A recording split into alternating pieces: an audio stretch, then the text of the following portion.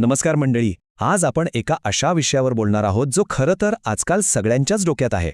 तो विषय म्हणजे महाराष्ट्रात आजकाल तरुणांची लग्न जुळवणं इतकं अवघड का होऊन बसलंय. चला तर मग या समस्येच्या मुळाशी जाऊया.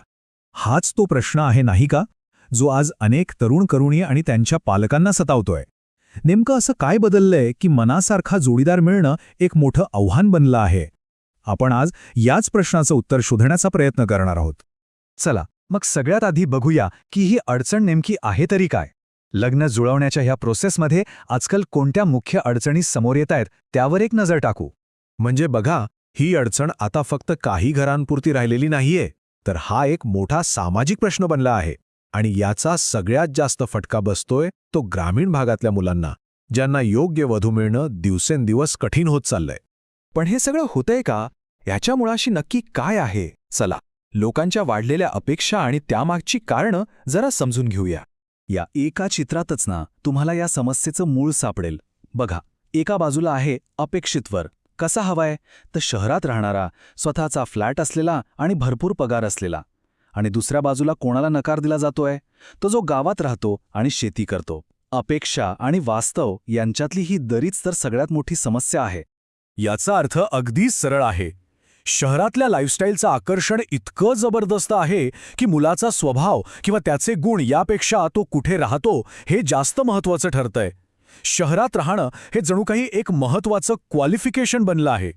पण थांबा, फक्त शहरात राहण्याचा मोह हे एकच कारण नाहीये. अजूनही काही गोष्टी आहेत, जसं की प्रेमविवाहांचं वाढलेलं प्रमाण. त्यामुळे काय होतं की पारंपरिक पद्धतीने स्थळं शोधणाऱ्यांसाठी पर्यायच कमी उरतात. मग अनेकांना आता एकत्र कुटुंब नकोय, त्यांना विभक्त राहायचंय. आणि हा सगळ्याचा परिणाम काय? तर जे काही मोजके पर्याय उरतात ना, त्यांच्याकडून अपेक्षा मात्र अक्षरशः आभाळाला टेकलेले असतात. बर, या सगळ्या बदलांचा परिणाम काय होतोय? जेव्हा नात्याचा पायाच अशा वरवरच्या गोष्टींवर ठेवला जातो, तेव्हा ते नातं किती काळ टिकेल, नाही का? बघूया.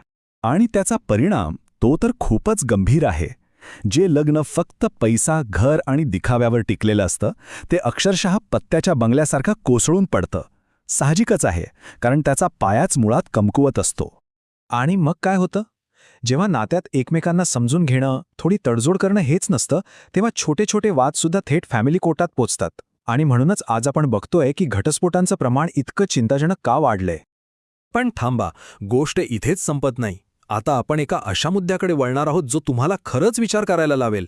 म्हणजे आजच्या या समस्यांच्या पलीकडे जाऊन भविष्याकडे बघण्याचा एक पूर्णपणे वेगळा दृष्टिकोन आपल्यासमोर येतोय.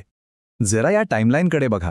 एक खूप इंटरेस्टिंग शक्यता इथे वर्तवली जातीये की आज ज्या शेतकरी मुलांना शेती करतो म्हणून नकार मिळतोय ना, त्याच शेतीला कदाचित येत्या 20-25 वर्षांत प्रचंड महत्त्व येईल. म्हणजे आजचं वास्तव भविष्यात पूर्णपणे उलटं होऊ शकतं. याचा अर्थ काय आहे की जोडीदार निवडताना फक्त आजचा दिवस बघून चालणार नाही. आज जे खूप भारी वाटतंय त्याची व्हॅल्यू भविष्यात तशीच राहील असं नाही. त्यामुळे निवड करताना थोडी दूरदृष्टी ठेवणं खरंच खूप गरजेचं आहे. आणि इथेच आपल्याला या सगळ्या चर्चेचं सार मिळतं. पैसा, प्रॉपर्टी या गोष्टी आज आहेत, उद्या नाहीत.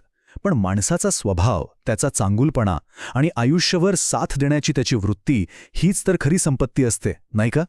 म्हणजे शेवटी एकच गोष्ट लक्षात ठेवायला हवी, खरा आनंद, खरं समाधान हे काही भौतिक वस्तूंमध्ये नाहीये.